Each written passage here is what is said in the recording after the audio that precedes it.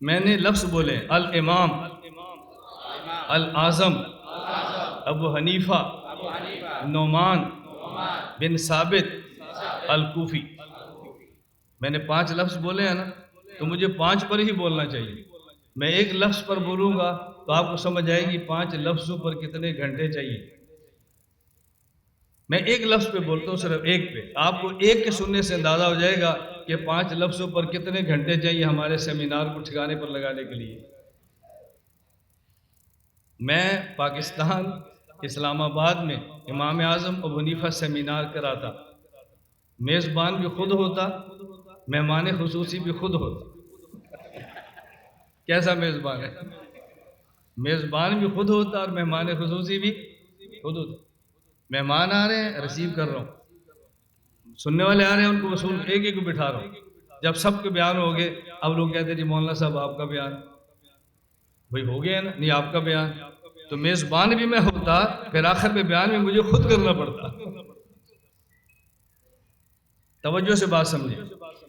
الامام الاعظم ابو حنیفہ نعمان بن ثابت الکوفی. توجہ رکھنا، میں بات امام سے شروع نہیں کرتا، میں بات الکوفی سے شروع کرتا ہوں. اس لیے کہ دیکھنے میں الکوفی کا لفظ بعد میں ہے، لیکن در حقیقت الکوفی کا لفظ پہلے ہے. پہلے کوفہ بنا ہے، پھر ابو حنیفہ پیدا ہوا ہے. پہلے کوفہ بنا ہے، پھر ابو حنیفہ پیدا ہوا ہے، پھر امام بنے ہیں، پھر اعظم بنے ہیں، ابو حنیفہ بنے ہیں. لیکن پہلے تو کوفہ ہے. اعتراض تو ہم پہ جب بھی کیا، دشمن نے کوفہ کا نام لے کر کیا. میں اس پہ 2-4 اعتراض کر کے اپنی بات کو آپ کی خدمت میں پیش کرتا ہوں. ہمارے امام ابو اعظم ابو حنیفہ رحمہ اللہ تعالیٰ یہ کوفی ہے. پس منظر آپ کے ذہن میں ہے، میں تفسیر میں نہیں جاتا. کبھی آپ نے غور کیا کہ کوفہ وہ شہر ہے جس میں امام ابو حنیفہ کی ولادت ہے؟ کوفہ وہ شہر ہے جہاں امام ابو حنیفہ دنیا سے جا رہے ہیں. ہمارے امام ابو حنیفہ کوفہ میں پیدا ہوئے ہیں. ہم پہ مشہور اعتراض کیا جاتا ہے، بھئی تمہارا امام تو کوفی ہے، تمہارا امام تو مکی نہیں ہے، تمہارا امام تو کوفی ہے، تمہارا امام تو مدنی نہیں ہے. اگر تم نے کسی فقیہ کو امام بنانا ہی تھا تو امام تو مکہ کا بنا لیتے، امام تم مدینہ کا بنا لیتے. میں نے کہا نہیں، ہم نے جس کو امام بنایا، یہ مجتہد مطلق اس امت کے جتنے ہوئے ہیں ان میں مجتہد اول ہے. اور پہلے مجتہد کو مکہ میں نہیں، مدینہ میں نہیں، کوفہ میں آنا چاہیے تھا. جس امام کو ہم نے امام مانا ہے ان کو پیدا مکہ میں نہیں ہونا چاہیے تھا، ان کو پیدا مدینہ میں نہیں ہونا چاہیے تھا، ان کو تو پیدا ہی کوفہ میں ہونا چاہیے تھا. کیوں؟ میں نے کہا بات توجہ سمجھنا. ایک آدمی بڑا ہوتا ہے اور ایک آدمی چھوٹا ہوتا ہے. یہ دنیا کا ضابطہ ہے جس پر عقل تسلیم کرتی ہے کہ جہاں سے بڑا کام چھوڑ کے جاتا ہے، چھوٹا وہیں سے لے کر کام کو آگے نکلتا ہے. ہم نے امت میں دیکھا خاتم الانبیاء محمد مصطفیٰ صلی اللہ علیہ وسلم کے بعد 4 خلفۂ راشدین ہیں. ہم نے ان کے بعد مجتہدین کو دیکھا تو 4 امت کے بڑے مجتہدین ہیں. خلیفہ اول کا نام ابو بکر صدیق ہے، خلیفہ ثانی کا نام عمر فاروق ہے، خلیفہ ثالث کا نام عثمان ذو النورین ہے، خلیفہ رابع کا نام علی المرتضیٰ ہے. جب ہم نے 4 فقہا کو دیکھا، ان میں آخری فقیہ، آخری مجتہد مطلق احمد بن حنبل ہے، چوتھے نمبر کے. تیسرے محمد بن ادریس شافعی ہیں، دوسرے نمبر کے امام مالک بن انس ہیں، اور پہلے نمبر کے امام ابو حنیفہ ہے. ہم نے خلفائے راشدین کو دیکھا تو آخری خلیفہ علی المرتضیٰ ہے. اور جب ہم نے فقہا کو دیکھا اس میں پہلا فقیہ حضرت امام ابو حنیفہ ہے. بات توجہ سے سمجھنا. تو ان میں آخری علی المرتضیٰ ہے، ان میں پہلے ابو حنیفہ ہے. حضرت ابو بکر صدیق بڑے ہیں، حضرت عمر فاروق چھوٹے ہیں. صدیق اکبر نے کام شروع کیا ہے، مدینہ سے گئے ہیں. حضرت عمر چھوٹے ہیں، وہ مدینہ سے لے کر کام کو نکلے ہیں. حضرت عمر بڑے ہیں، عثمان چھوٹے ہیں. حضرت عمر مدینہ میں شہید ہوئے تو مدینہ سے گئے ہیں، عثمان مدینہ سے کام کو لے کے نکلے ہیں. عثمان بڑے ہیں، علی المرتضیٰ چھوٹے ہیں. حضرت عثمان رضی اللہ تعالی عنہ مدینہ سے گئے ہیں، علی مدینہ سے لے کر نکلے ہیں، پھر علی المرتضی آخری خلیفہ ہے، حضرت امام ابو حنیفہ یہ پہلے فقیہ ہیں۔ جب خلفۂ راشدین کے بعد جب ہم مجتہدین کی بات کریں گے تو پہلا خلیفہ پہلا مجتہد حضرت امام ابو حنیفہ ہے، حضرت علی آخری خلیفہ راشد ہے۔ تو علی نے جہاں سے جانا تھا ابو حنیفہ نے وہیں پہ آنا تھا۔ علی مکہ سے جاتے، ابو حنیفہ مکہ میں آتے، علی مدینہ سے جاتے، ابو حنیفہ مدینہ میں آتے، علی کوفہ سے گئے ہیں تو ابو حنیفہ کوفہ میں آیا ہے۔ تو پھر میں یہ بات کہہ سکتا ہوں کہ آخری خلیفہ راشد کی جو جائے ولادت ہے پہلے فقیہ کی وہی، آخری خلیفہ راشد کی جو جائے شہادت ہے پہلے فقیہ کی وہی جائے ولادت ہے۔ آپ بتاؤ محترم حاضرین، ابھی ہمارے سامنے تقریر پیش کریں گے پاکستان کے معروف و مشہور عالم دین متکلم اسلام فضیلۃ الشیخ علامہ الیاس گھمن حفظہ اللہ۔ نعرہ تکبیر، نعرہ تکبیر۔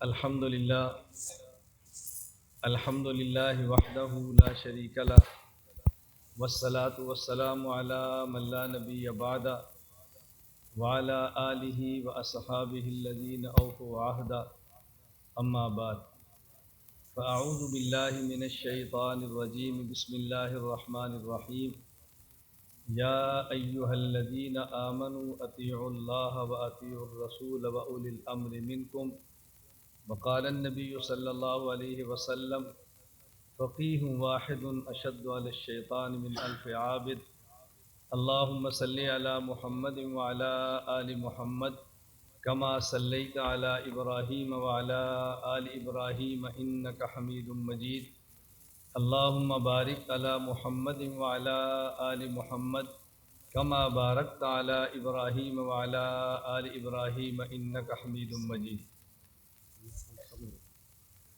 مجھے آگے ہونا میں ایسے کروں گا پھر آواز آئے گی، چھوڑ اس کو سنبھال۔ معزز علماء کرام، اہل سنت والجماعت احناف دیوبند سے تعلق رکھنے والے نوجوان دوستوں اور بھائیوں، خصوصاً میرے نہایت قابل صد احترام طالب علم دوستوں، آج کا یہ سیمینار خالصتاً حضرت الامام الاعظم ابو حنیفہ نعمان بن ثابت الکوفی رحمہ اللہ تعالیٰ کے مناقب کو بیان کرنے کے لیے منعقد کیا گیا ہے۔ میں نے آپ حضرات کی خدمت میں قرآن کریم کی آیت کریمہ کا ایک حصہ تلاوت کیا ہے اور ایک مختصر حدیث مبارک تلاوت کی ہے۔ چونکہ ہم اہل سنت والجماعت احناف دیوبند قرآن بھی مانتے ہیں، حدیث بھی مانتے ہیں اور فقہ بھی مانتے ہیں۔ قرآن کریم، حدیث پاک اور فقہ کو ماننے کا حکم ایک ہی آیت میں اللہ تعالیٰ نے دیا ہے۔ یا ایھا الذین آمنوا، اے ایمان والو، اطیعوا اللہ، بات خدا کی مانو، واطیعوا الرسول، بات مصطفیٰ کی مانو، واولی الامر منکم، بات فقہا کی مانو۔ اولی الامر منکم، عبداللہ بن عباس رضی اللہ عنہما فرماتے ہیں اہل الفقہ فی الدین، عطا رحمہ اللہ فرماتے ہیں الفقہاء والعلماء۔ اطیعوا اللہ، بات اللہ کی مانو، اطیعوا الرسول، بات مصطفیٰ کی مانو، واولی الامر منکم، بات فقہا کی مانو۔ خدا کی بات کا نام قرآن ہے، مصطفیٰ کی بات کا نام حدیث ہے، فقہا کی بات کا نام فقہ ہے۔ جس آیت میں قرآن کو ماننے کا حکم ہے، جس آیت میں حدیث کو ماننے کا حکم ہے، اسی آیت میں فقہ کو ماننے کا حکم ہے۔ ایک ہی جگہ پر ہے، کوئی الگ الگ نہیں ہے۔ ہمیں بہت سارے احباب کہتے ہیں جی وہ نہیں مانتا، ہم نے کہا نہ مانے، اس کو حکم ہی نہیں ہے، حکم ہے آمنو کو، نہیں سمجھے؟ بات سمجھ آ گئی؟ جی وہ نہیں مانتا، ہم نے کہا نہ مانے، حکم اس کو نہیں ہے، حکم آمنو کو ہے۔ ہم اہل سنت والجماعت ماتم نہیں کرتے، ہم دکھ کی خبر پہ نماز پڑھتے ہیں اور صبر کرتے ہیں۔ لوگ کہتے ہیں جی وہ صبر نہیں کرتے، ماتم کرتے ہیں، میں کہتا ہوں حکم ان کو نہیں ہے، حکم آمنو کو ہے۔ یا ایھا الذین آمنو استعینوا بالصبر والصلاۃ، جنہیں حکم ہے وہ مانیں گے، جنہیں حکم نہیں وہ نہ مانیں۔ یا ایھا الذین آمنو، ممکن ہے اہل علم کے ذہن میں اشکال آئے، یہ ہم نے پہلی بار سنا ہے شاید کہ فقہ کا انکار کرو تو آمنو نہیں رہتا۔ میں نے کہا بات سمجھنا، ایک ہے فقہ حنفی، ایک ہے فقہ مالکی، ایک ہے فقہ شافعی، ایک ہے فقہ حنبلی۔ آپ ان چار فقہا میں سے کسی ایک کی فقہ نہ مانو، ان چاروں فقہا میں سے کسی کی بھی فقہ نہ مانو، یہ بات الگ ہے، لیکن الفقہ المطلق کو نہ مانو، یہ بات الگ ہے۔ بات سمجھ آ رہی ہے؟ ایک بندہ کہتا ہے مولانا میں آپ کی مسجد کو نہیں مانتا، آپ نے غصب کی ہے جگہ پھر بنائی ہے، یہ بات الگ ہے۔ ایک کہتا ہے میں مسجد کو نہیں مانتا، یہ بات الگ ہے۔ جو نفس مسجد کا انکار کرے اس کا حکم الگ ہے، جو خاص میری مسجد کا انکار کرے اس کا حکم الگ ہے۔ جو فقہ حنفی نہ مانے اس کا حکم الگ ہے، جو نفس فقہ نہ مانے اس کا حکم الگ ہے۔ دونوں میں فرق کرنا سیکھو نا، آپ اہل علم ہو، فرق کرنا سیکھو۔ میں یہ نہیں کہہ رہا فقہ حنفی، میں کہہ رہا ہوں فقہ آگے۔ فقہ حنفی کو ہم باقی فقہوں پر ترجیح کیوں دیتے ہیں؟ یہ ہمارے دلائل ہیں، ہم سے سنو، یہ ہمارے دلائل ہم سے سنو، ہماری بات ہم سے سنو۔ میں نے بنگلہ دیش میں آ کر علل اعلان علماء سے کہا، میں نے کہا جو بات میں کہتا ہوں، جو دلائل میں دیتا ہوں، جس دعوت کو لے کر میں گلی گلی نگر نگر گھوم رہا ہوں، میرے خلاف درسگاہ میں غیبت کر کے جہنم میں نہ جاؤ، مجھ سے بات کرو، ہمیں سمجھاؤ، ہم سے بات کرو کہ ہم کیا چاہتے ہیں۔ ہم خواہ مخواہ در بدر نہیں پھرتے، ہم خواہ مخواہ گھر سے بے گھر نہیں پھرتے، ہم خواہ مخواہ ملک سے ملک نہیں پھرتے۔ ہمیں بھی اولاد سے پیار ہے، ہمیں بھی گھر سے پیار ہے، ہمیں بھی اہلیہ محبوب ہے، یہ نہیں کہ ہمیں وہ نہیں ہے، لیکن عقیدہ بھی کوئی چیز ہے، مسلک بھی کوئی چیز ہے، مذہبی بھی کوئی چیز ہے، منہج بھی کوئی چیز ہے۔ میں کہہ رہا تھا ہم قرآن بھی مانتے ہیں، ہم حدیث بھی مانتے ہیں، ہم فقہ بھی مانتے ہیں۔ خدا کی بات کا نام قرآن ہے، مصطفیٰ کی بات کا نام حدیث ہے، فقہا کی بات کا نام فقہ ہے۔ اللہ نے ایک ہی آیت میں فرمایا اطیعوا اللہ، بات خدا کی مانو جو قرآن ہے، وَأَطِیعُوا الرَّسُولَ، بات مصطفیٰ کی مانو جو حدیث ہے، وَأُولِي الْأَمْرِ مِنْکُمْ، بات فقہا کی مانو جو فقہ ہے۔ آپ کہتے ہیں فقہ کہاں سے ہے؟ فقہ قرآن سے ہے۔ فقہ کہاں سے ہے؟ بولیو کہاں سے ہے؟ اس لیے میں ایک بات کہنا چاہتا ہوں، کبھی لوگوں کو گلہ ہوتا ہے او جی تم فقہ کی بات کرتے ہو، یہ فقہ تو بعد کی پیداوار ہے، قرآن تو پہلے ہے، فقہ تو بعد کی پیداوار ہے، حدیث تو پہلے ہے، فقہ تو بعد کی پیداوار ہے۔ لوگ کہتے ہیں ہم نہیں مانتے، کیوں؟ پیغمبر کے دور میں فقہ نہیں تھی۔ ہم نہیں مانتے کیونکہ پیغمبر کے دور میں فقہ نہیں تھی۔ میں نے کہا نہیں بات سمجھنے کی کوشش کرو۔ میں یہ بات کہنے لگا ہوں، جب سے قرآن ہے تب سے فقہ ہے، جب سے حدیث ہے تب سے فقہ ہے، یہ بات کی پیداوار نہیں ہے۔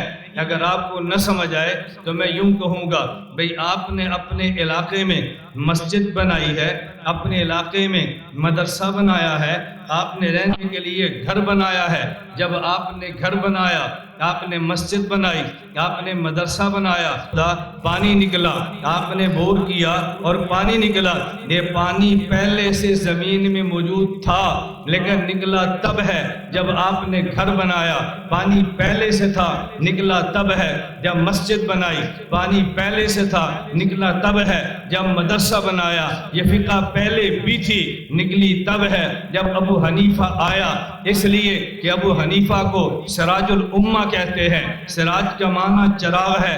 آپ رات کو اٹھے ہیں، آپ نے تہجد پڑھ لیے ہیں، آپ قرآن کی تلاوت کرنے لگے ہیں، قرآن کھولا ہے، الفاظ نظر نہیں آتے، آپ نے چراغ کو جلایا، الفاظ نظر آگے ہیں، تو اس چراغ نے قرآن کے الفاظ کو بنایا نہیں ہے، اس چراغ نے قرآن کے الفاظ کو دکھایا ہے۔ چراغ لفظ بناتا نہیں ہے، چراغ لفظ کو دکھاتا ہے۔ ابو حنیفہ چراغ ہے، اس نے فقہ کو بنایا نہیں ہے، جو قرآن میں تھی اس کو دکھایا ہے، جو حدیث میں تھی اس کو دکھایا ہے۔ اگر نہ سمجھ آئے تو میں اہل علم کی زبان میں کہتا ہوں، ان القیاس مظہر لا مثبت، یہ قیاس مسئلے کو ظاہر کرتا ہے، مسئلے کو ثابت نہیں کرتا۔ قیاس مثبت نہیں ہے، قیاس مظہر ہے۔ ابو حنیفہ صاحب قیاس ہے، ایک نص ہے جسے قرآن کہتے ہیں، ایک نص ہے جسے حدیث کہتے ہیں، ایک قیاس ہے۔ ابو حنیفہ کا اجتہاد ہے، نص نے مسئلہ بتایا ہے، ابو حنیفہ کے قیاس نے دکھایا ہے، حدیث نے مسئلہ بنایا ہے، ابو حنیفہ نے دکھایا ہے۔ تو جب سے قرآن ہے مسئلہ تب سے ہے، جب سے حدیث ہے مسئلہ تب سے ہے۔ ابو حنیفہ آیا تو نکال کے دکھا دیا۔ اب بتاؤ فقہ کب سے ہے؟ بولیے بولیے، فقہ کب سے ہے؟ پیغمبر کے دور میں تھی یا نہیں؟ بولیے نا، تھی یا نہیں؟ آپ اونچی آواز سے بولو، تھی یا نہیں؟ آپ کو ڈر کیا ہے؟ دلائل میرے ذمہ ہے، تمہارے ذمہ تھوڑے ہیں۔ میں کو بنگلہ دیش چھوڑ کے دوڑ رہا ہوں، ہم کو چھپ کے بیٹھے ہیں، ہم سڑک پر بیٹھے ہیں، میدان سجا کے بیٹھے ہیں۔ جس کو جرأت ہے ہم سے بات کرے، ہم سے بات کرے۔ اور میں کئی بار علماء سے کہتا ہوں، میرا مزاج یہ نہیں ہے اولئک آبائی فجینی بمثلہم اذا جمعتنا یا جریر المجامع۔ میرا مزاج یہ ہے، لیس الفتى من یقول ہا انا ذا، لیس الفتى من یقول کانا بی، الفتى من یقول ہا انا ذا۔ نہیں سمجھے؟ بات سمجھ آئی آپ کو؟ ہمارا مزاج یہی نہیں ہے اولئک آبائی فجینی بمثلہم، ہمارا مزاج ہے لیس الفتى من یقول کانا بی، الفتى من یقول ہا انا ذا۔ شیخ الہند کیسے تھے؟ نانوتوی کیسے تھے؟ مدنی کیسے تھے؟ یہ بڑے تھے، ان کو چھوڑو، ہم سے بات کرو۔ ہم ہیں شیخ الہند کے بیٹے، ہم ہیں نانوتوی کے بیٹے، ہم ہیں مدنی تھانوی کے بیٹے، ہم سے بات کرو۔ مجھے کتنے علماء کہتے ہیں یہ تم نے فقہا کی رٹ لگا رکھی ہے، علماء کی رٹ لگا رکھی ہے، حدیث کی بات کرو، صحابہ کی بات کرو، قرآن کی بات کرو، خدا کی بات کرو۔ میں نے کہا میں کرتا ہوں، لیکن بات یاد رکھ لیں اچھی طرح، اگر آپ نے فقہا کا دفاع کر لیا اصحاب پیغمبر محفوظ ہو جائیں گے، اصحاب پیغمبر کا دفاع کر لیا مصطفیٰ محفوظ ہو جائے گا، مصطفیٰ کا دفاع کر لیا خدا محفوظ ہو جائے گا۔ پہلی سیڑھی پہ روک دو، دشمن کو دوسری سیڑھی پر قدم رکھنے کی ہمت نہیں ہوگی۔ میں جو فقہا کے دفاع پہ کھڑا ہوں، میں صحابہ کی گستاخی برداشت کر لوں گا؟ میں جو علماء کے خلاف بکنے کی اجازت نہیں دیتا، میں نبوت کے خلاف تمہیں بھونکنے دوں گا؟ کہتے ہیں تم فقہا کی بات کرتے ہو، ہماری بات ہم سے سنو، ہماری بات ہم سے سنو۔ آپ نے سنا ہوگا نا کہ عام طور پہ کہا جاتا ہے غیروں سے سنا تم نے، غیروں سے کہا تم نے، غیروں سے سنا تم نے، غیروں سے کہا تم نے، کچھ ہم سے سنا ہوتا، کچھ ہم سے کہا ہوتا۔ غیروں سے سنا تم نے، غیروں سے کہا تم نے، کچھ ہم سے سنا ہوتا، کچھ ہم سے کہا ہوتا۔ میدان میں ہم نکلے ہیں، ہم سے پوچھو کہ ہم باہر کیوں نکلے ہیں۔ ہم قرآن بھی مانتے ہیں، حدیث بولیے نا، ہم قرآن بھی مانتے ہیں، حدیث بھی مانتے ہیں، فقہا بھی مانتے ہیں، ہم سب کو مانتے ہیں۔ فقہا میں سے الامام الاعظم سید الفقہا سراج الامہ امام ابو حنیفہ نعمان بن ثابت رحمہ اللہ تعالی، میں نے لفظ بولے الامام الاعظم ابو حنیفہ نعمان بن ثابت الکوفی، میں نے 5 لفظ بولے ہیں نا، تو مجھے 5 پر ہی بولنا چاہیے۔ میں ایک لفظ پر بولوں گا تو آپ کو سمجھ آئے گی 5 لفظوں پر کتنے گھنٹے چاہیے۔ میں ایک لفظ پہ بولتا ہوں، صرف ایک پہ، آپ کو ایک کے سننے سے اندازہ ہو جائے گا کہ 5 لفظوں پر کتنے گھنٹے چاہیے ہمارے سیمینار کو ٹھکانے پر لگانے کے لیے۔ میں پاکستان اسلام آباد میں امام اعظم ابو حنیفہ سیمینار کراتا، میزبان بھی خود ہوتا، مہمان خصوصی بھی خود ہوتا۔ کیسا میزبان ہے؟ میزبان بھی خود ہوتا اور مہمان خصوصی بھی خود ہوتا۔ مہمان آ رہے ہیں، ریسیو کر رہا ہوں، سننے والے آ رہے ہیں، ان کو وصول ایک ایک کو بٹھا رہا ہوں۔ جب سب کے بیان ہو گئے، اب لوگ کہتے ہیں جی مولانا صاحب آپ کا بیان، بھئی ہو گیا نا، نہیں آپ کا بیان، تو میزبان بھی میں ہوتا، پھر آخر میں بیان میں مجھے خود کرنا پڑتا۔ توجہ سے بات سمجھیں، الامام الاعظم ابو حنیفہ نعمان بن ثابت الکوفی، توجہ رکھنا، میں بات امام سے شروع نہیں کرتا، میں بات الکوفی سے شروع کرتا ہوں، اس لیے کہ دیکھنے میں الکوفی کا لفظ بعد میں ہے، لیکن در حقیقت الکوفی کا لفظ پہلے ہے۔ پہلے کوفہ بنا ہے، پھر ابو حنیفہ پیدا ہوا ہے، پہلے کوفہ بنا ہے، پھر ابو حنیفہ پیدا ہوا ہے، پھر امام بنے ہیں، پھر اعظم بنے ہیں، ابو حنیفہ بنے ہیں، لیکن پہلے تو کوفہ ہے۔ اعتراض تو ہم پہ جب بھی کیا، دشمن نے کوفہ کا نام لے کر کیا، میں اس پہ 2-4 اعتراض کر کے اپنی بات کو آپ کی خدمت میں پیش کرتا ہوں۔ ہمارے امام ابو حزم ابو حنیفہ رحمہ اللہ تعالیٰ یہ کوفی ہے۔ پس منظر آپ کے ذہن میں ہے، میں تفصیل میں نہیں جاتا۔ کبھی آپ نے غور کیا کہ کوفہ وہ شہر ہے جس میں امام ابو حنیفہ کی ولادت ہے؟ کوفہ وہ شہر ہے جہاں امام ابو حنیفہ دنیا سے جا رہے ہیں۔ ہمارے امام ابو حنیفہ کوفہ میں پیدا ہوئے ہیں۔ ہم پہ مشہور اعتراض کیا جاتا ہے، بھئی تمہارا امام تو کوفی ہے، تمہارا امام تو مکی نہیں ہے، تمہارا امام تو کوفی ہے، تمہارا امام تو مدنی نہیں ہے۔ اگر تم نے کسی فقیہ کو امام بنانا ہی تھا تو امام تم مکہ کا بنا لیتے، امام تم مدینہ کا بنا لیتے۔ میں نے کہا نہیں، ہم نے جس کو امام بنایا، یہ مجتہد مطلق اس امت کے جتنے ہوئے ہیں ان میں مجتہد اول ہے، اور پہلے مجتہد کو مکہ میں نہیں، مدینہ میں نہیں، کوفہ میں آنا چاہیے تھا۔ جس امام کو ہم نے امام مانا ہے ان کو پیدا مکہ میں نہیں ہونا چاہیے تھا، ان کو پیدا مدینہ میں نہیں ہونا چاہیے تھا، ان کو تو پیدا ہی کوفہ میں ہونا چاہیے تھا۔ کیوں؟ میں نے کہا بات توجہ سمجھنا، ایک آدمی بڑا ہوتا ہے اور ایک آدمی چھوٹا ہوتا ہے، یہ دنیا کا ضابطہ ہے جس پر عقل تسلیم کرتی ہے کہ جہاں سے بڑا کام چھوڑ کے جاتا ہے، چھوٹا وہیں سے لے کر کام کو آگے نکلتا ہے۔ ہم نے امت میں دیکھا خاتم الانبیاء محمد مصطفیٰ صلی اللہ علیہ وسلم کے بعد 4 خلفۂ راشدین ہیں، ہم نے ان کے بعد مجتہدین کو دیکھا تو 4 امت کے بڑے مجتہدین ہیں۔ خلیفہ اول کا نام ابو بکر صدیق ہے، خلیفہ ثانی کا نام عمر فاروق ہے، خلیفہ ثالث کا نام عثمان ذو النورین ہے، خلیفہ رابع کا نام علی المرتضیٰ ہے۔ جب ہم نے 4 فقہا کو دیکھا، ان میں آخری فقیہ، آخری مجتہد مطلق احمد بن حنبل ہے، چوتھے نمبر کے، تیسرے محمد بن ادریس شافعی ہیں، دوسرے نمبر کے امام مالک بن انس ہیں، اور پہلے نمبر کے امام ابو حنیفہ ہے۔ ہم نے خلفائے راشدین کو دیکھا تو آخری خلیفہ علی المرتضیٰ ہے، اور جب ہم نے فقہا کو دیکھا اس میں پہلا فقیہ حضرت امام ابو حنیفہ ہے۔ بات توجہ سے سمجھنا، تو ان میں آخری علی المرتضیٰ ہے، ان میں پہلے ابو حنیفہ ہے۔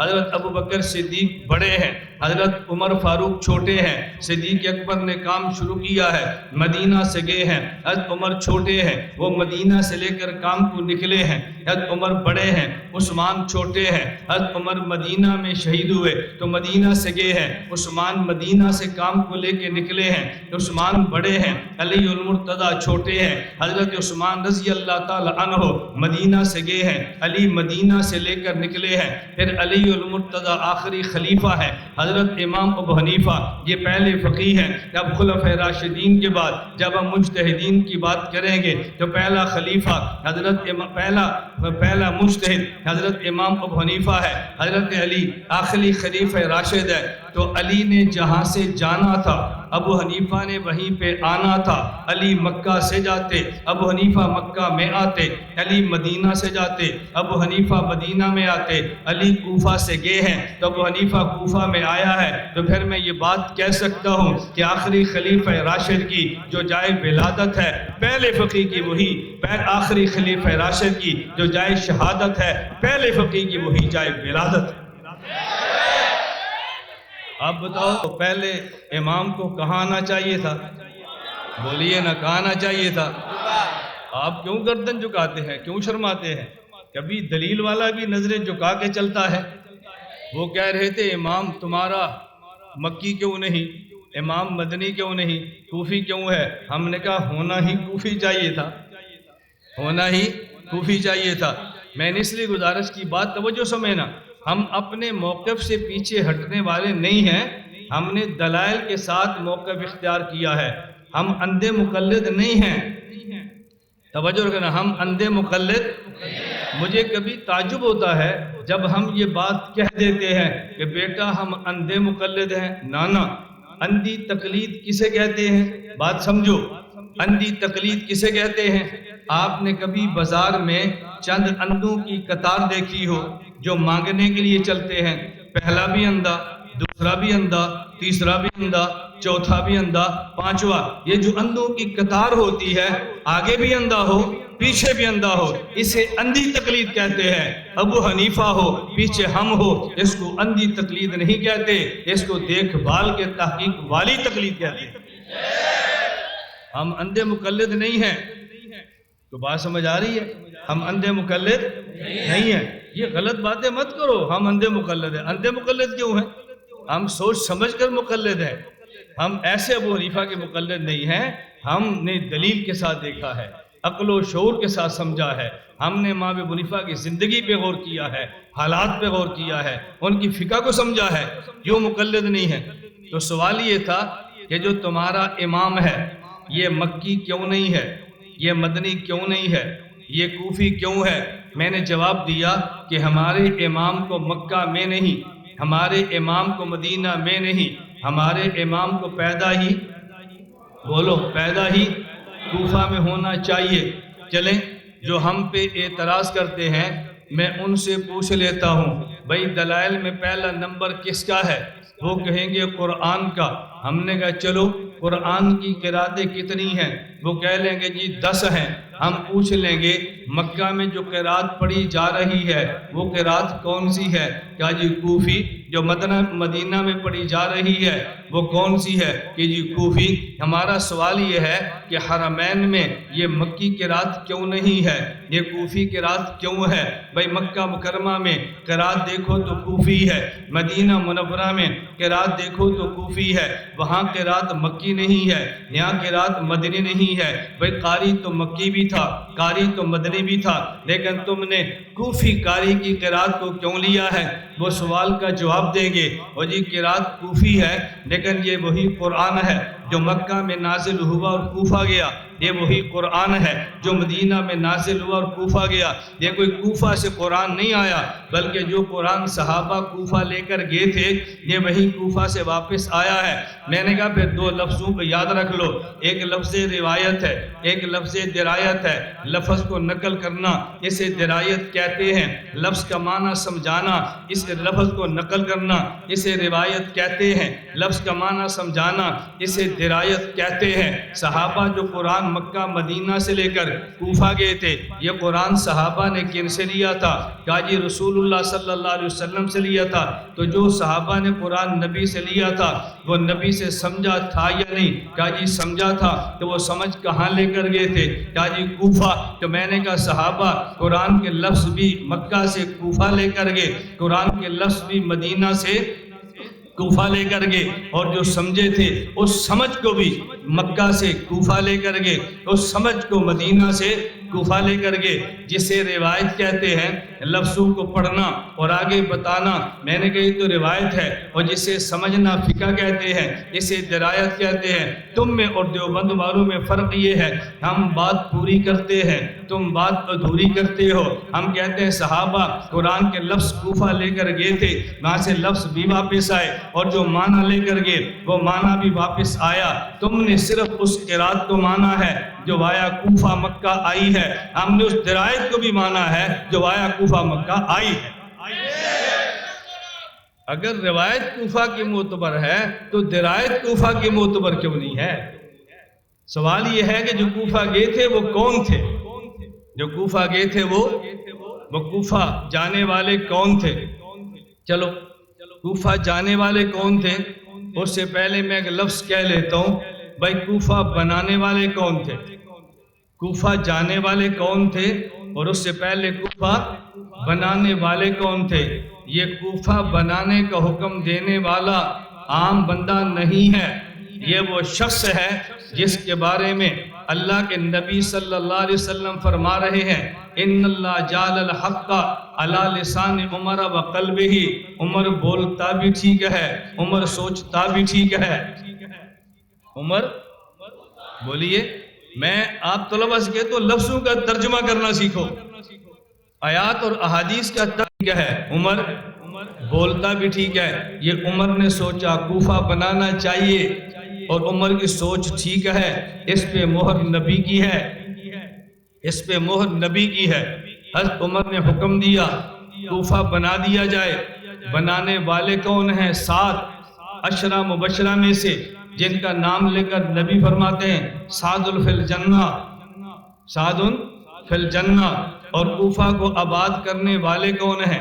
عبداللہ بن مسعود رضی اللہ عنہ، جن کے بارے میں اللہ کے نبی فرماتے ہیں ما حدثکم ابن صحابہ کرام میں سے عبداللہ بن مسعود ہیں، جن کے بارے میں اللہ کے نبی فرما رہے ہیں، اللہ کے نبی فرما رہے ہیں ما حدثکم ابن مسعود فصدقوہ۔ عبداللہ بن مسعود جو مسائل بتائے ان کی تصدیق۔ وہ جانے والے کتنے لوگ تھے؟ وہ جانے والے کتنے لوگ تھے؟ آپ اٹھائیے، الطبقات ابن سعد میں موجود ہے، کہا نزلہ، وہ کوفہ میں جو نازل اترے صحابہ کرام وہ کل کتنے تھے؟ کیا 1500 من اصحاب النبی، 1500 صحابہ تھے۔ یہ 1500 صحابہ میں کون تھے؟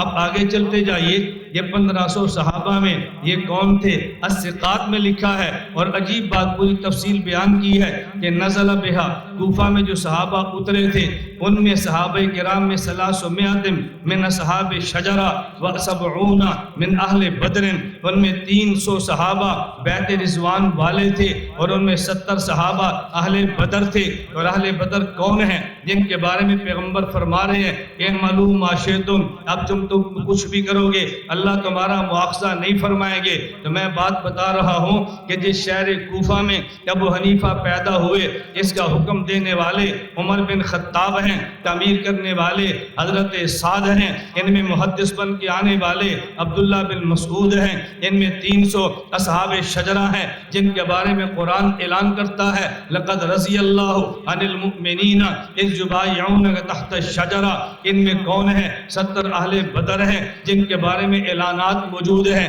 یہ وہ کوفہ ہے جہاں پہ ہمارے امام اعظم ابو حنیفہ پیدا ہوئے۔ وہ جو تمہارا امام تو کوفی ہے، میں نے کہا جی ہاں ہمارا امام کوفی ہے، اور میں یہ سینہ تان کے کہتا ہوں امام کو کوفی ہونا چاہیے، امام کو کوفہ میں پیدا ہونا چاہیے۔ تو جی تمہارا امام کوفہ میں کیوں ہے؟ بات سمجھتے جانا، میں نے بتایا یہ کوفہ تعمیر کس نے کرایا؟ کوفہ۔ حکم کس نے دیا؟ کوفہ میں علم لانے والا کون ہے؟ لیکن کبھی اس پہ بھی غور کیا کہ کوفہ کہاں پہ موجود ہے؟ کوفہ سنگم پہ موجود ہے، ادھر دیکھیں تو عرب ہے، ادھر دیکھیں تو عجم ہے، درمیان میں ابو حنیفہ بیٹھے ہیں۔ یا ایھا الذین آمنوا اطیعوا اللہ واطیعوا الرسول واولی الامر منکم، تو جی تمہارا امام تو کوفی ہے۔ میں نے کہا جی ہاں۔ تمہارا امام تو اجمی ہے۔ میں نے کہا جی ہاں یہ اجمی ہے۔ بے اجمی کیوں ہے؟ میں نے کہا اس لیے کہ ہمارا قرآن تو عربی میں، ہماری حدیث تو عربی میں، اور دنیا کی اکثر مسلمانوں کی عبادی وہ ہے جو عربی میں نہیں ہے، تو اکثریت تو اجمی میں ہے۔ امام تو ایسا ہونا چاہیے جو ایسی جگہ پر ہو، جو جگہ سنگم پر ہو، ادھر دیکھیں تو عرب ہو، ادھر دیکھیں تو عجم ہو، وہ عرب سے لیتا رہے، عجم کو دیتا رہے، عرب سے لیتا رہے، عرب سے لیتا رہے، عجم کو دیتا رہے۔ تو یہ تو کوفہ میں ہی ہو سکتا ہے نا؟ کہاں ہو سکتا ہے؟ کوفہ۔ میں سمجھا صرف یہ رہا تھا حضرت امام ابو حنیفہ یہ ہمارے کوفی امام ہیں اور کوفہ میں ہیں، یہ کوفہ میں ہونا چاہیے تھا۔ ہم تو جرات کے ساتھ کہتے ہیں بھئی جس امام کو تم مانتے ہو یہ امام تو کوفی ہے، یہ تو مدنی نہیں ہے، یہ امام تو کوفی ہے، یہ تو مکی نہیں ہے۔ میں نے کہا جی ہاں، ہمیں کتنے لوگ کہتے ہیں بھئی جس امام پہ تم تقلید کرتے ہو یہ امام تو مدینے والا ہوتا، یہ امام کوفے والا نہ ہوتا۔ میں نے کہا نہیں نہیں، امام کو ہونا ہی کوفے والا چاہیے۔ یہ کوفے والا کیوں چاہیے؟ میں نے کہا یہ بات ہمیں اللہ کے پیغمبر صلی اللہ علیہ وسلم کی احادیث سے ملتی ہے۔ ہم مقلد ہیں، ہم حنفی ہیں، ہم دیوبند ہیں، توجہ رکھنا، لیکن ہم با ادب ہیں، ہم بے ادب نہیں ہیں، ہم با ادب ہیں۔ تمہارا امام کوفہ کا ہے؟ میں نے کہا جی ہاں۔ مدینہ کا نہیں ہے؟ میں نے کہا جی نہیں نہیں، کیوں نہیں ہے؟ میں نے کس لیے کہ ہم با ادب ہیں۔ کیا مانا؟ کوفہ کا امام ہونا یہ با ادب ہونے کی نشانی ہے۔ میں نے کہا جی ہاں، کوفہ کا امام ہونا یہ با ادب ہونے کی نشانی ہے۔ ایک آدمی مدینہ ڈائریکٹ جاتا ہے، ایک آدمی کوفہ سے ہو کر جاتا ہے۔ میں نے کہا میں یہ بات کہہ رہا ہوں کہ اگر امام کوفہ کا ہوگا تو یہ با ادب ہے، یہ بے ادبی نہیں ہے۔ میں پہلے مثال دیتا ہوں پھر دلیل دیتا ہوں۔ مسجد کا امام اعلان کرتا ہے بھئی صف اول میں نماز پڑھیں، اس میں اجر بہت ملتا ہے۔ مقتدی دو قسم کے ہیں، ایک مقتدی دروازے سے داخل ہوا، صف اول میں پہنچ گیا، ایک مقتدی نے چھلانگ لگائی، دروازے کے اوپر سے آیا اور صف اول پہ پہنچ گیا۔ دونوں صف اول میں آئے ہیں، ایک دروازے سے گزر کے آیا ہے، ایک دروازہ پھلانگ کے آیا ہے، دونوں میں فرق کیا۔ جو دروازے سے گزر کے صف اول میں پہنچا یہ با ادب ہے، جو دروازہ کراس کے دروازہ پھلانگ کے آیا یہ بے ادب ہے، ہم با ادب ہیں۔ آپ اٹھائیں، الکامل ابن عدی میں روایت موجود ہے، رسول اللہ صلی اللہ علیہ وسلم نے فرمایا انا مدینۃ العلم والی بابها فمن اراد المدینہ فلیات الباب، میں شہر علم ہوں، علی شہر علم کا دروازہ ہے، جس نے شہر علم میں آنا ہے وہ دروازے کے پاس جائے۔ شہر علم مدینہ میں ہے، شہر علم کا دروازہ کوفہ میں ہے، جو ڈائریکٹ جائے گا وہ بے ادب ہے، جو دروازہ سے ہو کر جائے گا با ادب ہے۔ انا مدینۃ العلم والی بابها، میں شہر علم ہوں، علی شہر علم کا دروازہ ہے، دروازہ کوفہ میں ہے، شہر علم مدینہ میں ہے، تو جو شہر علم میں دروازے سے گزر کے جائے گا وہ با ادب ہے۔ اور یہ بات توجہ سے سمجھنا، شہر علم کا دروازہ میں کوفہ کو کہہ رہا ہوں، یہ صرف میرا ذوق نہیں ہے، یہ امام بخاری کا ذوق ہے۔ جو بات میں کہتا ہوں یہی بات امام بخاری فرماتے ہیں کہ اگر آپ کو یقین نہ آئے ابن حجر اسقلانی کی فتح الباری دیکھیے، اس کا مقدمہ ہدی الساری دیکھیے۔ ابن حجر اسقلانی رحمۃ اللہ علیہ خود امام شافعی کا جملہ نقل کرتے ہیں۔ امام شافعی رحمہ اللہ فرماتے ہیں میں علم سیکھنے کے لیے ذهبت الى الشام والبصرہ مرتین، میں شام اور بصرہ 2 مرتبہ گیا ہوں، وإلى الجزیرہ 4 مرتبہ، ذهبت الى الشام والبصرہ والجزیرہ، میں وہاں گیا ہوں 2 مرتبہ۔ آگے امام شافعی ذهبت الى الشام والجزیرہ مرتین، میں شام اور جزیرہ گیا 2 مرتبہ، فرمایا میں بصرہ گیا 4 مرتبہ۔ اور جب حجاز کی باری آئی اقمت بالحجاز 6 اعوام، اور جب میں حجاز گیا تو میں 6 سال گیا ہوں۔ اور جب کوفہ کی باری آئی فرمایا لا احصی کم دخلت الى کوفہ، میں کوفہ کتنی بار گیا مجھے یاد ہی نہیں ہے۔ اب امام بخاری کیا فرمانا چاہتے ہیں؟ بھائی ایک طالب علم ہے، وہ ایک مدرسے میں پڑھتا ہے، اس طالب علم سے پوچھو اس مدرسے میں کتنے سال ٹھہرا ہے؟ وہ کہتے ہیں جی 8 سال۔ اس دروازے سے کتنی بار گزرا ہے؟ کہتا ہے مجھے یاد نہیں ہے۔ تو منزل پہ رہنا یاد ہوتا ہے، دروازے سے گزرنا یاد نہیں ہوتا۔ بخاری مدینہ کو منزل کہتا ہے، کوفہ کو دروازہ کہتا ہے۔ کہتے ہیں قمت بالحجاز 6 اعوام، میں شہر میں 6 سال رہا ہوں۔ لاحصی کم دخلت الی کوفہ، اور کوفہ کتنی بار گیا ہوں مجھے یاد ہی نہیں ہے۔ میں جو کہتا ہوں کوفہ یہ دروازہ ہے اور مدینہ یہ منزل ہے، یہ میری رائے نہیں ہے، یہ امام بخاری کی ہے۔ اگر تمہیں یوں سمجھ نہ آئے تو پھر میں علماء کو یوں کہتا ہوں، حضرت امام بخاری سے پوچھو۔ امام بخاری حدیث شروع کرتا ہے اور جا کر بخاری ختم کرتا ہے، تو اختتام پہ امام بخاری کیا کہتے ہیں؟ بابی قال حدثنا احمد بن اشکابہ قال حدثنا محمد بن فضیل عن عمارۃ بن القعقاع عن ابی زرع عن ابی ہریرہ قال قال رسول اللہ۔ بابی قال حدثنا احمد بن اشکاب، یہ کوفہ ہے۔ بابی قال حدثنا احمد بن اشکاب، یہ کوفہ ہے۔ محمد بن فضیل، یہ کوفہ ہے۔ عن عمارہ، یہ کوفہ ہے۔ عن ابی زرع، یہ کوفہ ہے۔ عن ابی ہریرہ، یہ مدینہ ہے۔ صرف ہم ہی براستہ کوفہ نہیں جاتے، بخاری بھی براستہ کوفہ جاتا ہے۔ 2 گالیاں امام بخاری کو، 2 گالیاں بکو امام بخاری کو۔ اس کا مطلب علمی اختلاف نہیں ہے، ابو حنیفہ کی ذات سے ضد ہے۔ کیوں ضد ہے؟ فقیہ واحد اشد علی الشیطان من الف عابد۔ اللہ کے نبی نے بتایا ہے فقیہ سے کون ڈرتا ہے، ہم جانتے ہیں۔ میں نے اس لیے کہتا ہے یا ایھا الذین آمنوا، سمجھ آئی بات؟ آمن اور شیطان تو ایک نہیں ہو سکتے نا۔ میں یہ بات سمجھا رہا تھا، الامام الاعظم نعمان بن ثابت آگے الکوفی، میں کوفہ پہ بات کر رہا ہوں، کیا بات توجہ سمجھنا۔ حضرت امام اعظم ابو حنیفہ رحمت اللہ علیہ کوفی ہیں، اور ہمیں امام کے کوفی ہونے پر کوئی شرمندگی نہیں ہے۔ حضرت امام کے کوفی ہونے پر ہمیں فخر ہے، ہمیں شرمندگی نہیں ہے، ہمیں فخر ہے۔ پھر سوال آ گیا، اور جی تمہارا امام تو کوفہ کا ہے۔ میں نے کہا سوال کرتے جاؤ، جواب سنتے جاؤ، تمہارے سوال ختم ہوں گے، ہمارے جواب ختم نہیں ہوں گے۔ میدان سے جا کے دیکھ لو، ہم کون سا دوڑ رہے ہیں، میدان سے جا کے دیکھو، پتہ چلے کہ تمہارے سوال ختم ہوتے ہیں یا ہمارے جواب ختم ہوتے ہیں۔ یہ تمہارے امام کوفہ کے ہیں؟ جی ہاں، کوفہ تو حضرت حسین کو شہید کر دیا گیا رضی اللہ تعالی عنہ۔ میں نے کہا حضرت حسین کو کوفہ میں شہید کیا ہم مان لیتے ہیں، لیکن ایک بات آپ بھی بتاؤ، جہاں شہید کا خون گرتا ہے وہ جگہ پاک ہوتی ہے یا ناپاک ہوتی ہے؟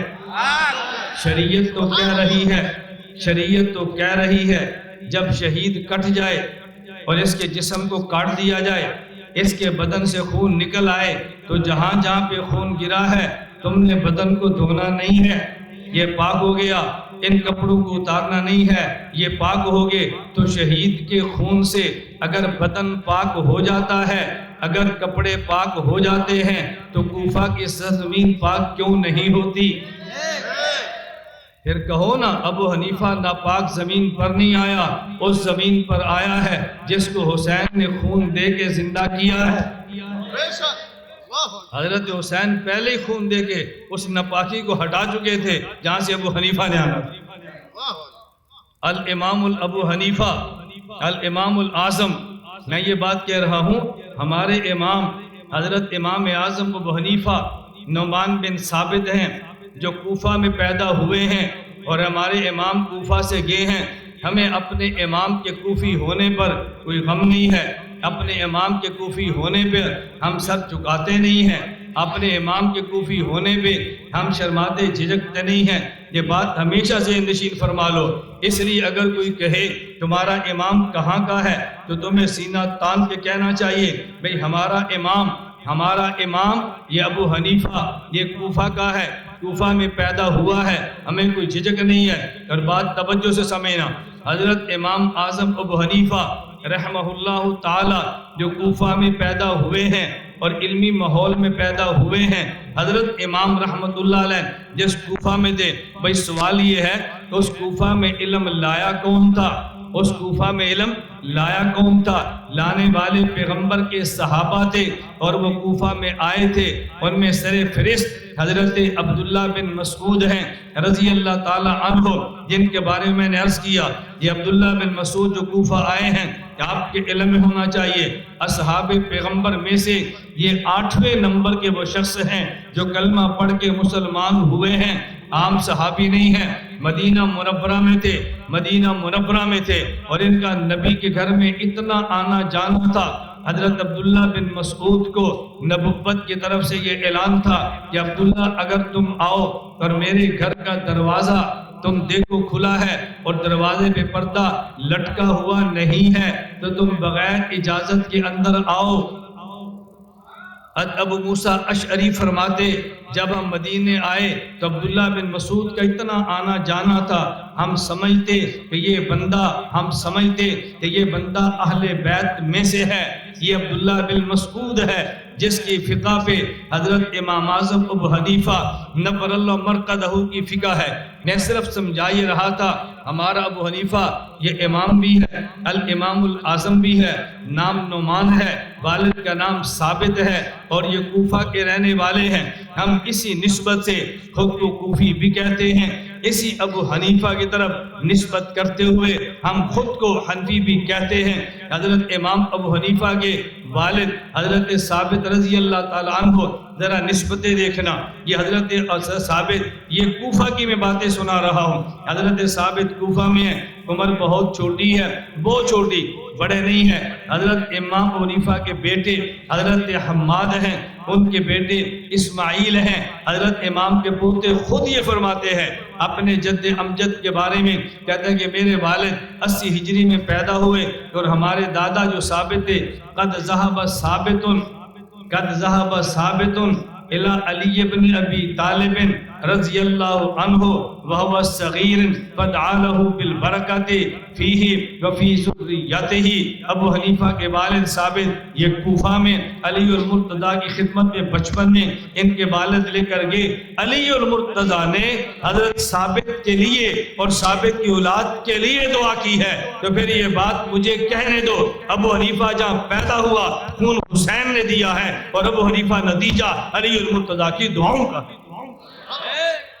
علی المرتضیٰ کی دعاؤں کا نتیجہ ابو حنیفہ ہے۔ حضرت ثابت کو دعائیں دی جا رہی ہیں جو ابو حنیفہ کے والد تھے۔ میں یہ بات صرف اس لیے شہر کوفہ پہ کر رہا ہوں کہ آپ کا ذہن بنے کہ ہماری نسبتیں معمولی نہیں ہیں، اگر ہماری نسبت کوفہ کی طرف ہے تب بھی زبردست ہے، ابو حنیفہ کی طرف ہے تب بھی زبردست ہے، تو ہم یہ عہد کریں اور ہم یہ طے کریں انشاءاللہ العزیز اللہ نے چاہا ہم قرآن بھی مانیں گے، حدیث بولیے حدیث بھی مانیں گے، فقہ بھی مانیں گے، ہم قرآن بھی مانتے ہیں، حدیث بھی مانتے ہیں، فقہ بھی مانتے ہیں، اور فقہاء میں فقیہ اول سید الفقہاء امام اعظم ابو حنیفہ نعمان بن ثابت کو بھی مانتے ہیں، اور امام سمجھ کر مانتے ہیں، سینہ تان کے مانتے ہیں، آنکھیں اٹھا کے مانتے ہیں، گن گھرت کے ساتھ مانتے ہیں، چھپ کے نہیں مانگتے، اعلان مانتے ہیں۔ اس میں کیا بات ہوئی؟ ہم جھجکے کس بات پہ؟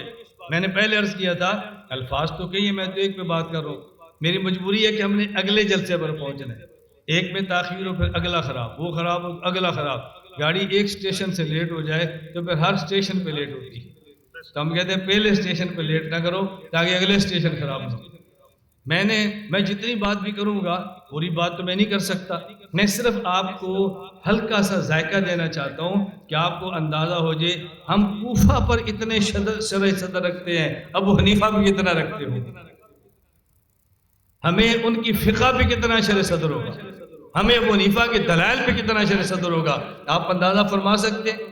میں آپ تمام طلباء کو یہ گزارش کروں گا اور منت کے ساتھ کروں گا، آپ حضرات اپنا ذہن بنائیں، دلائل پڑھیں، خود کو دلائل سے تر و تازہ کریں، اور دلائل کے ساتھ ساتھ خانقاہوں سے رابطہ رکھیں، تعلق معلّہ پختہ رکھیں، تہجد، اشراق، اوابین، اذکار، تلاوت اس کا اہتمام کریں، کچھ وقت فراغت کے بعد خلوت میں گزاریں، یہ ہمارے امام ابو حنیفہ کا طرز ہے، رات کو جاگنا ابو حنیفہ کا طرز ہے، ایسا حنفی نہ بنے، ایسا نہ بنے کہ جس طرح دیکھ کر پتہ چلے کہ شاید یہ تو حنفیت کا مخالف ہے.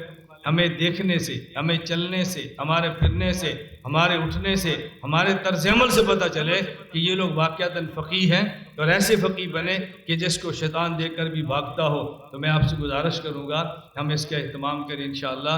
فراغت کے بعد کچھ وقت خانقاہ میں گزارے گا نبی انشاءاللہ جو آپ کے مزاج کا شیخ ہے. اور میں ایک بات کہہ دیتا ہوں، بیعت کرو آپ کا شیخ صحیح العقیدہ ہو، متبع سنت ہو، اپنے شیخ کا صحبت یافتہ ہو، اجازت یافتہ ہو، ہم مزاج ہو اور اس سے رابطہ ہوتا ہو. یہ 6 صفات ضروری ہیں، پھر بیعت کا نفع ہوگا. اگر ان میں سے کوئی ایک صفت بھی نہیں ہوگی تو پھر بیعت کا فائدہ نہیں ہوتا. تو آپ نیت فرما لیں کہ ہم انشاءاللہ حنفیت پہ پختہ رہیں گے. میں ہر جلسے میں یہاں تقریباً ایک بات کہہ رہا ہوں، وہی بات یہاں کے اگر اجازت چاہوں گا کہ اپنا تعارف ذہن میں رکھ لو اور اس سے آپ نے پیچھے نہیں آنا کہ ہم کون ہیں. 4 لفظ آپ نے ذہن میں رکھنے ہیں. ہمارا دین اسلام ہے، ہمارا دین اسلام ہے، ہمارا مسلک اہل سنت والجماعت ہے، ہمارا مذہب احناف ہے، ہمارا منہج دیوبند ہے. کتنے لفظ ہیں؟ ہمارا دین اسلام ہے، ہمارا مسلک اہل سنت والجماعت ہے، ہمارا مذہب احناف ہے، ہمارا منہج دیوبند ہے. یہ لفظ ان میں رکھو. رات میں نے 1 گھنٹہ ان 4 لفظوں میں بات کی تھی سمجھانے کے لیے کہ ان کا مطلب کیا ہے. اب یاد رکھ لو پھر نشست میں سے. ہمارا دین اسلام ہے، ہمارا مسلک اہل سنت والجماعت ہے، ہمارا مذہب احناف ہے اور ہمارا منہج دیوبند. اللہ مجھے اور آپ سب کو اتفاق، اتحاد، ایک دوسرے کا احترام کرتے ہوئے دین کی مقبول خدمت کی توفیق عطا فرمائے. شہداء نے پکارا ہے تم کو فردوس کے بالا خانوں سے، شہداء نے پکارا ہے تم کو فردوس کے بالا خانوں سے، ہم راہ وفا میں کٹ آئے تمہیں پیار ابھی تک جانوں سے. شہداء نے پکارا ہے تم کو فردوس کے بالا خانوں سے، ہم راہ وفا میں کٹ آئے تمہیں پیار ابھی تک جانوں سے. اس جذبہ گلبوسی میں کچھ کانٹے بھی چبھ جاتے ہیں، اس جذبہ گلبوسی میں کچھ کانٹے بھی چبھ جاتے ہیں. اپنوں کے نشتر سہرے نہ ٹکرانا فقط بیگانوں سے.